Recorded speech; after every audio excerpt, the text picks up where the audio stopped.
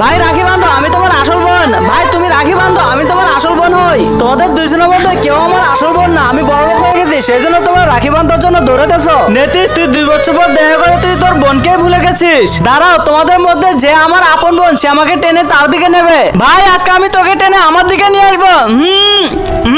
এই তো এসে গেছে। আরে আমার ভাইয়ের অনেক কষ্ট হচ্ছে, আমি আমার ভাইকে ছেড়ে দেই।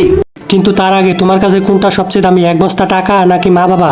যদি মা বাবা হয় ভিডিওতে একটি লাইক করে চ্যানেলটি সাবস্ক্রাইব করে দিবা, আর যদি সাবস্ক্রাইব না করো তাহলে বুঝে নেবো তুমি মা বাবাকে ভালোবাসো না। ভাই তোকে আমি টেনে আমার ঘরে নিয়ে